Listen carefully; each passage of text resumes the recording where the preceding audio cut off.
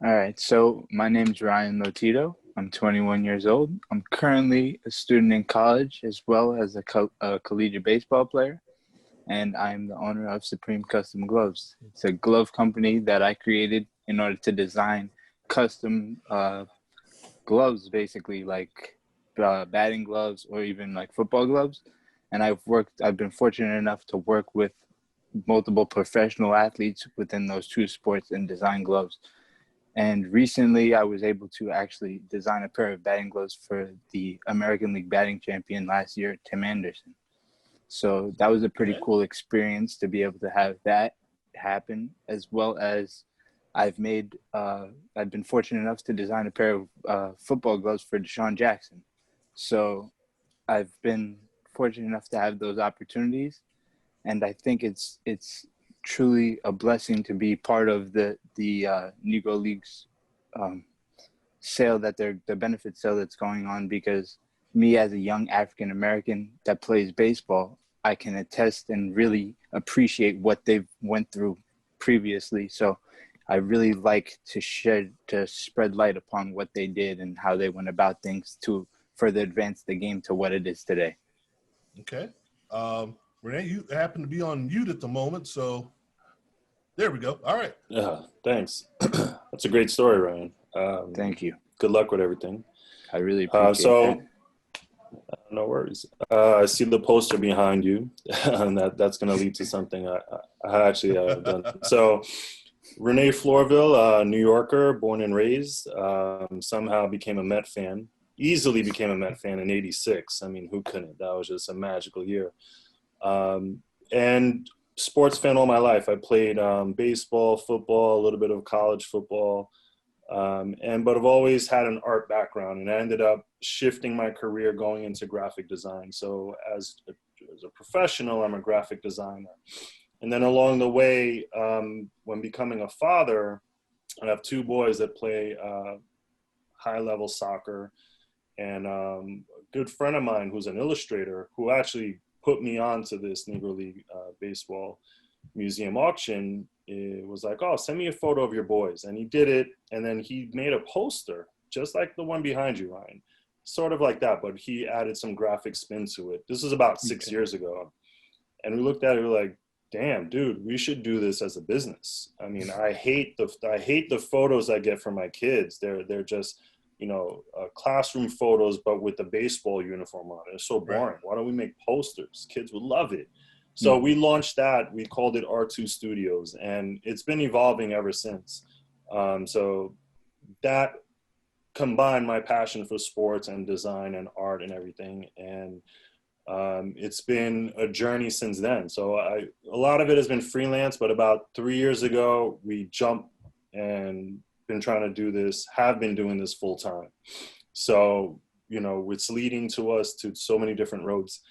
And when this opportunity came up to do something to benefit the Negro League Baseball Museum, I was like, this is so perfect. This is great. About a month ago, my sons and I happened to sit down and watch the Jackie Robinson with Chadwick Boseman. And when I told them about this, they were like, oh my God, you got to do a Jackie Robinson, blah, blah. And I was explaining to them, it's not just Jackie Robinson. There's so many other stories. Right. So this is a great opportunity for me to do something I'm incredibly interested in and to show my boys, we're Black American, we're Haitian American. So, I'm raising my sons, and it's an awareness of where things have come from, and they're super psyched about it. And it's just an overall awesome opportunity. And from meeting Tad and now meeting you two and meeting Frank, and it's just been a great couple of weeks because I jumped on a little late. So I'm just happy to be a part of this community. Okay, and I will not mess up your name again, Jamie, I promise.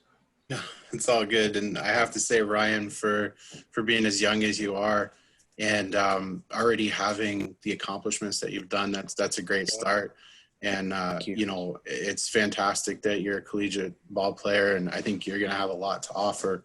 And that's great. It gives me chills just thinking about what you're going to do. And I wish you all the best. And Renee, that's an amazing story. It's fantastic what you're doing. And the fact that you brought your kids into it, and that's what's made you gone forward and being a part of this. It's just kudos to both of you. And Frank, I just want to thank you for having me on. I'm from Canada, and I'm proud to be one of the few Canadian artists that are involved in this. And I got my start in drawing and painting when I was a kid. My parents just encouraged me along the years to continue doing what I was doing, and it was just something fun to do. And I continued doing it all the way up until I was a young adult in my 20s, and didn't really think much about doing anything more with it. I collected baseball cards my whole life and was devastated to find out that they were worth nothing. So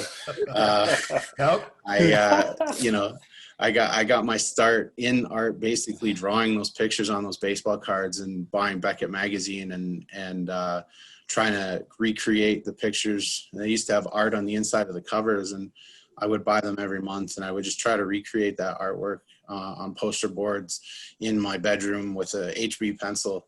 That was all that I had. And so as I grew up, I bought more art supplies and just kind of try to figure out what it was that my style was. And I used graphite for so many years. And finally, I got an opportunity to work with Upper Deck, and they wanted all color. And so that was going to be like a huge challenge for me, considering I'd only worked in black and white. So I did some color, and ever since I did that, I've never looked back. And I had the opportunity to work with Topps trading cards on Star Wars and Walking Dead, and then to have a dream come true to work on their baseball sets, which is what got me started into doing my own sketch cards. That was fantastic, and that's kind of led me to what I'm doing now, which is mainly cards. I do larger pieces, but my main focus lately has just been on art cards, sketch cards, whatever you want to call them. And I got to be invited through a couple of artists, Maz Adams and Josh Trout. They were posting about their involvement on the project, and as soon as I seen it, it was something I was like, instantly, I was like, I have to get involved in this. This is incredible. And like Renee said, Jackie Robinson, it's more than just Jackie, but he was the first one that came to mind because I've always thought of him as a hero.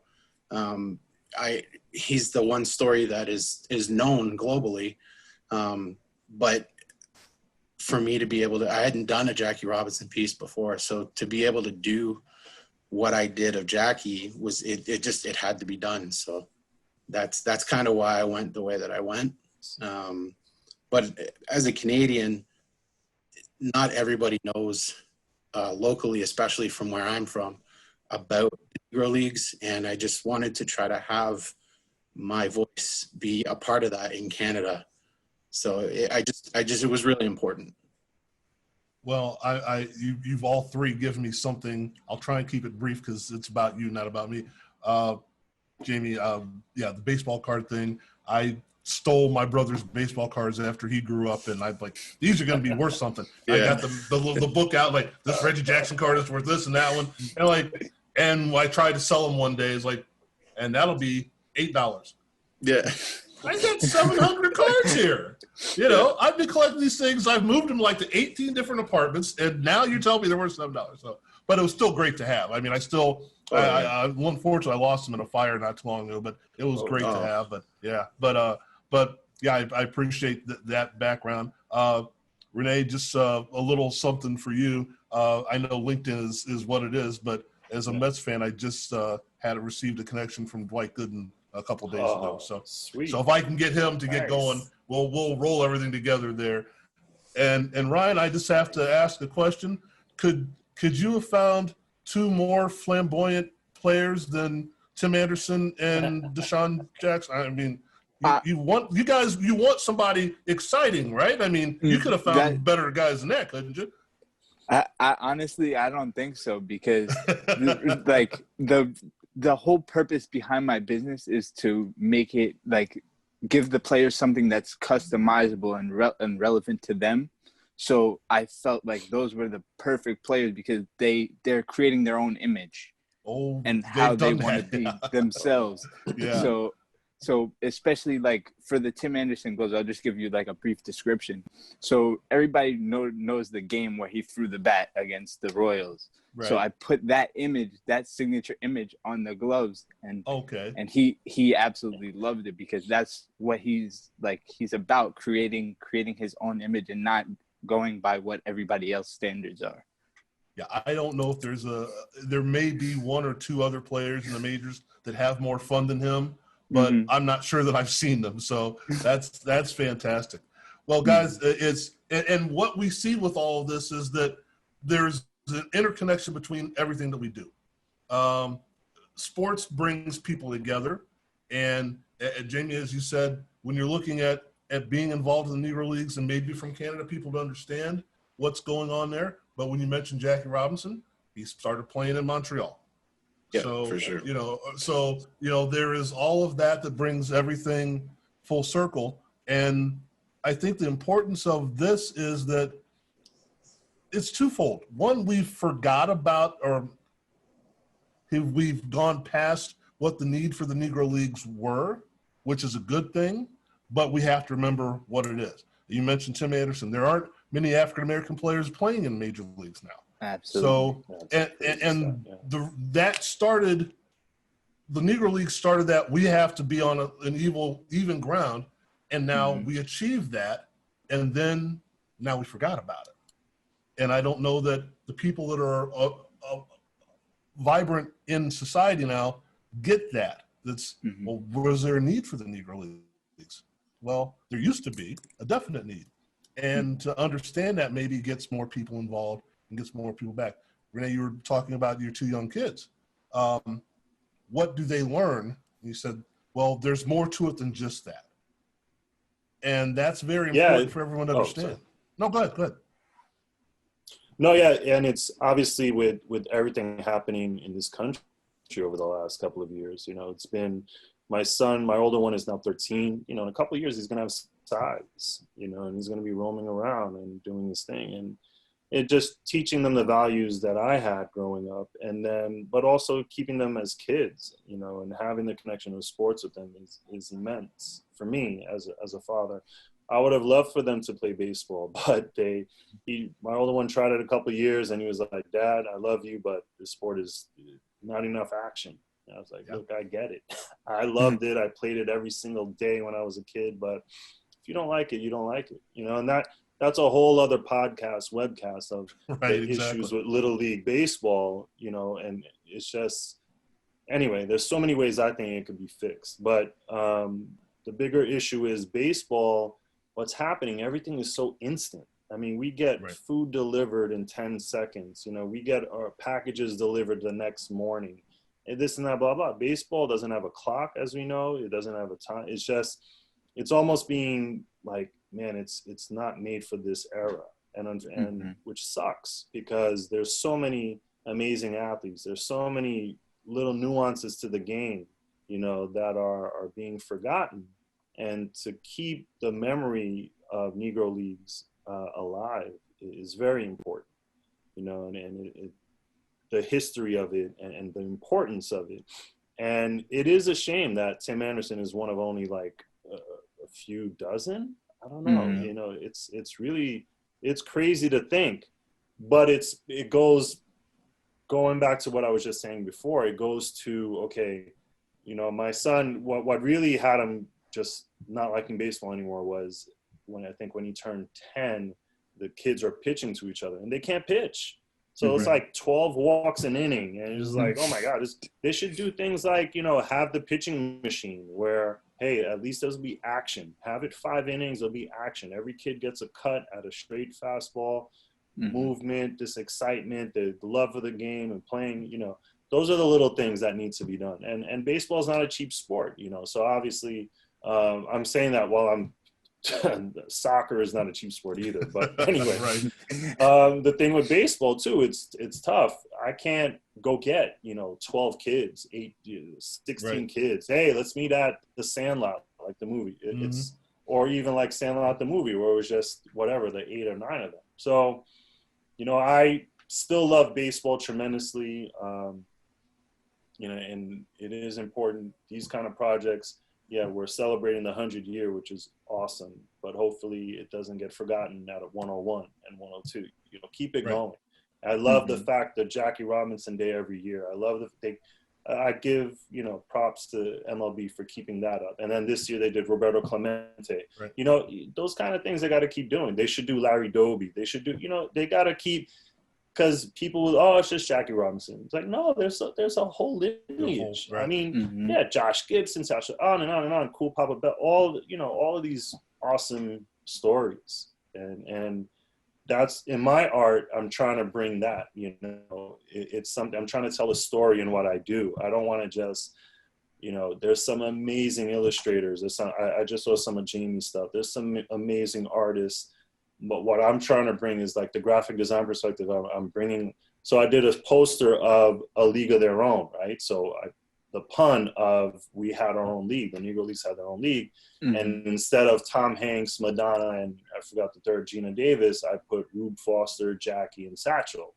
And then I did it, and then I superimposed in the back the 8 original teams. So I gave it a little something different just to be a little bit more unique, you know? And then, so from an artist perspective, I'm trying to continually merge my two passions.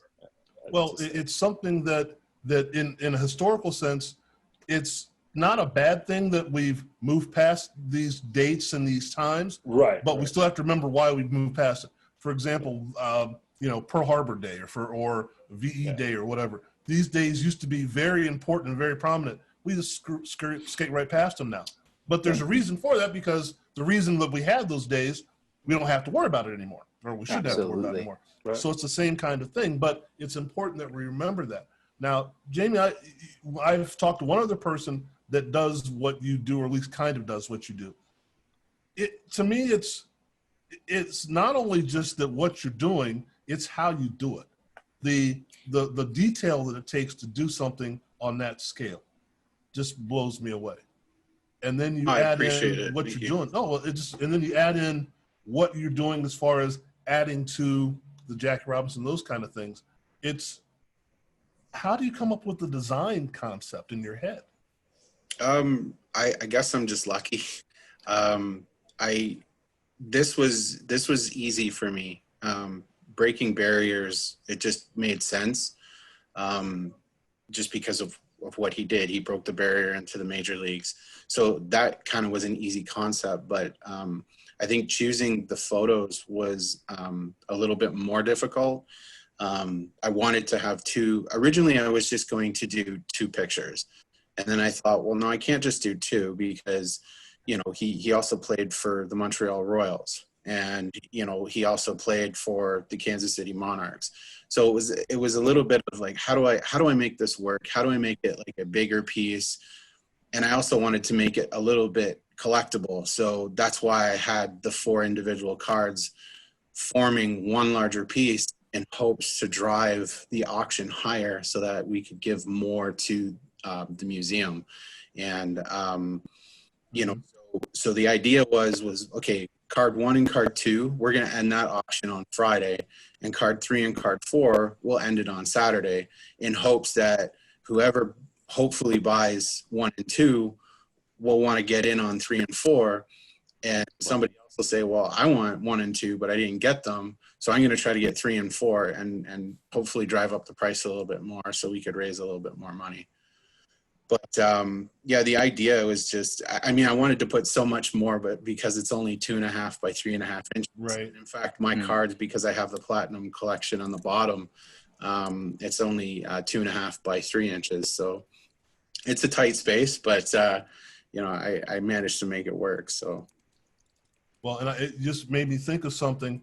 If it hadn't been for the Negro Leagues, we wouldn't have had the expansion that I think that we've had, and obviously wouldn't have had the Montreal Expos and the Toronto Blue Jays. No, so for sure. That's totally something where if you're looking at, you know, well, I'm an American League fan or a National League fan or whatever, yeah, but, you know, 30, 40 years before all of what we're talking about happened, there were like 6 teams in each league, you know, and not even that, maybe 10 years before what we're talking about happened. So that's something where you look at it and say, that's important because we're looking at drawing more people into baseball. And that goes to Ryan being a college athlete and talking with the people that we're doing with the modern era players. And there would have been no Tim Anderson had there not been the Negro Leagues. Absolutely. And the fact that you're following up on that, to me, is very impressive.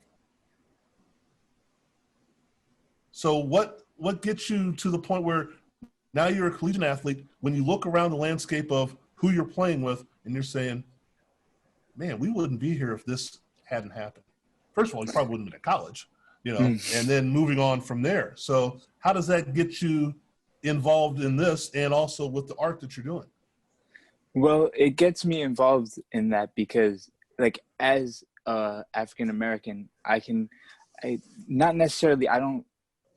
can't fully relate to what the players that were in the Negro Leagues went through, but at the same time, it's part of the history of the culture.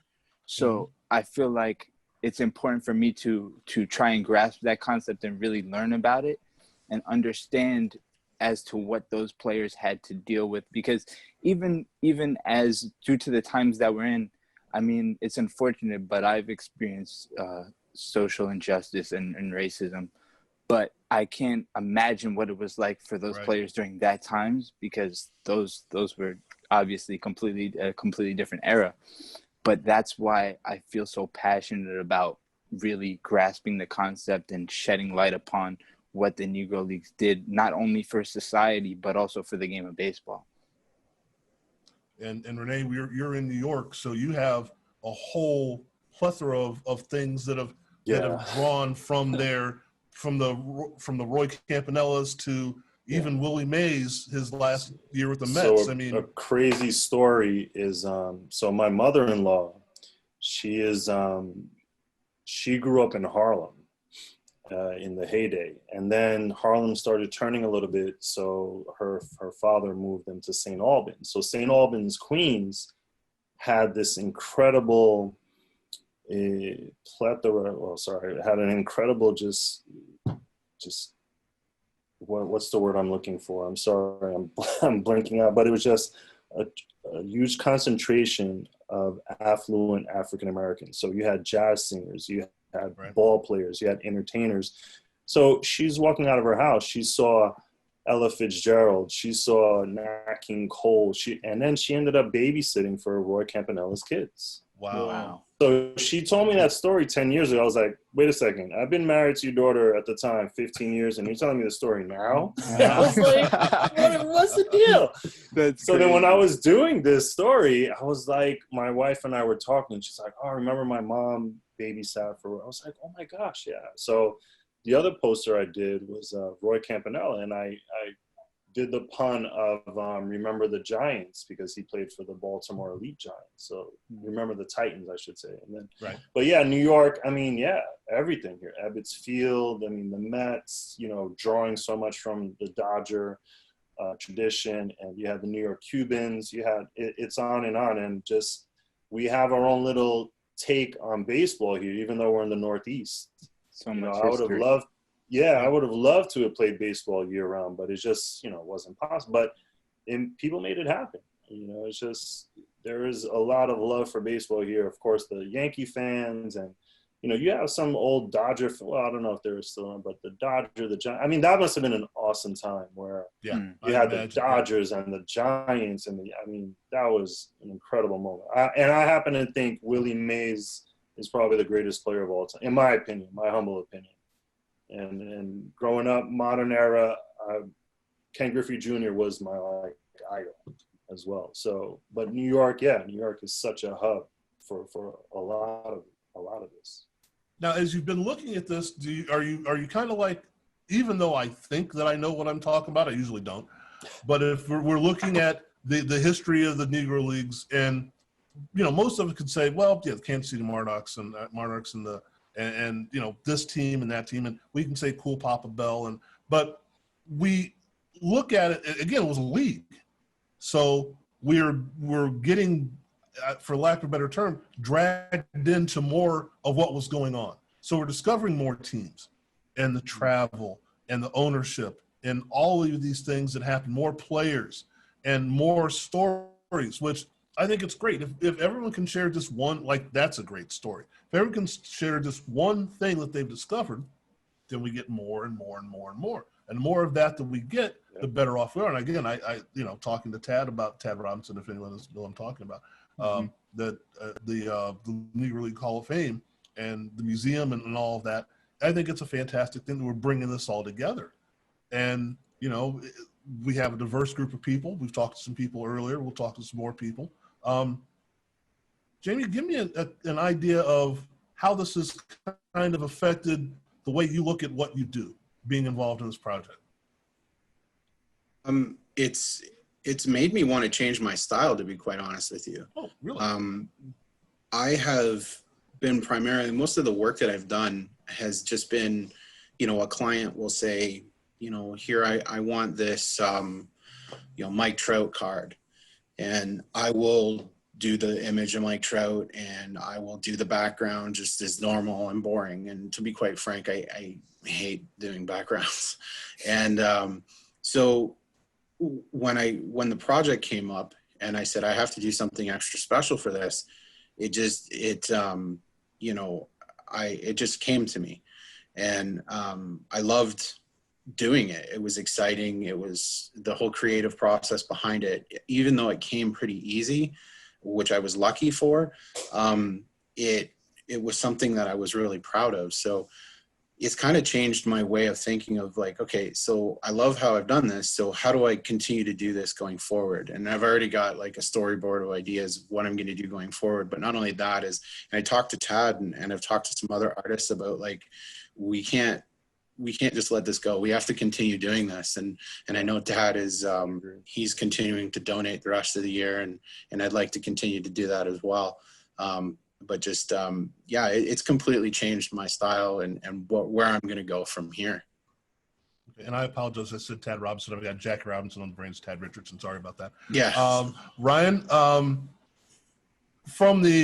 since I don't see any gray on you like it's on the rest of us, from the perspective of someone who, is not from an era where their parents saw this or their grandparents saw this, how does it affect you when you get involved in this and the eye-opening, or is it eye-opening to go, wow, I can't believe that this happened, and how can we make more awareness and how can we make sure that we don't have to go back to that? Well, honestly, it all starts from my high school days because I was fortunate enough to get a scholarship to a historical Black college, Winston-Salem State University. And that experience there of itself allowed me to get around a lot of educated African-American people that really educated me a lot on the culture and the history behind being an African-American and what the people had to go through. So with my passion for baseball and my passion for learning about my culture, this opportunity to shed light upon the Negro Leagues and the players and everything, it just came together. And it honestly, I couldn't be more blessed to have this opportunity because it truly, like, words can't even describe how much I really enjoy, like, those, really learning about those two things and being able to mesh those two things together and bring awareness to people of all cultures and all types. It couldn't make me more happy. Oh, that's great. That's a great way of putting that. Even though you said, "Well, I'm not sure," that was a great way of putting that. So very good. Renee, you're welcome. When you start looking at the grand picture now, okay, so we're in the middle of doing this. What do we hope to achieve from doing this, or is it just we're doing it for the fact that we're doing it? What kind of awareness? Who are we trying to affect with your work? Wow. I would say educating baseball fans, Major League Baseball fans, right? Okay. And bringing, I don't know, maybe it's just me because being a Met fan, but I feel like we're losing baseball fans. You're right. And bringing another layer of knowledge of where things came from and how they are, it could spark someone, even if it sparks a few dozen, a few hundred, a few thousand or whatever. and I would love to see more representation on the field. It's, the Mets have Dom Smith. That's it. Right. And Right. the Yankees are at Aaron Judge and Hicks, and on and on and on. There's only a sprinkle. It's like, wait a second, all of this stuff that happened, and then to only be a few it's like, oh my gosh, But again, there's a lot of different reasons, because a lot of other sports are more exciting, more lucrative, whatever the case may be. But so my overall goal would be, I would love to have this be an annual thing, I would love to meet. It would be amazing to have all of us at the museum in person, Absolutely. or have every year honor somebody, just like even have it just like, I'll be very honest, I don't even know, how do they induct? Obviously, a lot of it is posthumously being inducted into the Negro League Hall of Fame, but they should have that. They should have an award set, and play it up more and bring that history and bring that pride to, hey, this was a great thing that happened. So I would love to be a part of that continually, and Tad pushing it further. It's a great inspiration for all of us and everything he's done. And I know all of us, all the other 99 artists, including myself, are super psyched and would love for this to be just a 1 week thing. Well, it's something you mentioned earlier, that a baseball game in general takes too long, and there's not enough action, and there's not this, and there's not that. Well, if you grew up as a baseball fan, my dad was a baseball player, he's a baseball fan, and he would say, sit there, shut up, watch the game, and enjoy it. Exactly. And then after about 10 seconds, what did you think of that? What did you think? Like, well, wait, you just told me to sit down and shut up. And then it became a 3.5, 4 hour conversation. We didn't have to talk about, did you cut the grass, or how are your grades, or what are you doing? It's like, we talked about baseball. And that's the thing that baseball brings, is that it's a conversation. We don't have time for conversation anymore. You don't sit there and text. He taught me, when you go to the game, we buy a program, you keep score. And then he started saying, now we have the scorecard here at home. I have to go do something else. You keep score, and then tell me what happened during the game when I come home. So it's like he was watching the game, and that was something that you could share with people. Yeah. And I think that we have a tendency to go, a baseball game takes too long. Well, it's not meant to be done by yourself. Mm-hmm. Watching the games, the playoff games are going on now without fans in the stands. I've gained a new appreciation for the players, not necessarily for the game, but for the players. Because like watching the Padres or the baby Blue Jays, as I call them, even though they were playing in Buffalo. But the idea of these guys are really having a good time and enjoying themselves. And I think that the story that we usually get, even though it was under harsh conditions sometimes, is that the Negro League players were, I am going to play baseball as a profession, even if I'm only getting paid pennies a day. And I'm going to enjoy what I'm doing, and I'm going to enjoy the people I'm with. And I think we tend to miss that now in our society, where it's get what you can get right away. And yeah, sure. Brian, I'm sure that you can expound on that as, your teammates, your coaches, you mentioned in high school, learning from there. That's what brings you back to the game. Mm-hmm. And I think that for what the forum we're talking about right now, I think that's very important to understand, that there is a community of people that decided to do what they were doing, not just because of money or commercialism or screen time or whatever, but because it was at that point the national pastime, but it also brought communities together. You mentioned, Renee, being in New York, the 3 teams in New York. Well, they weren't really New York teams. They were a Brooklyn team. And there was, they're right. So it was more of a community team. I've heard stories of, Willie Mays walking down the street playing stickball before going to the game. Man, yeah. Amazing.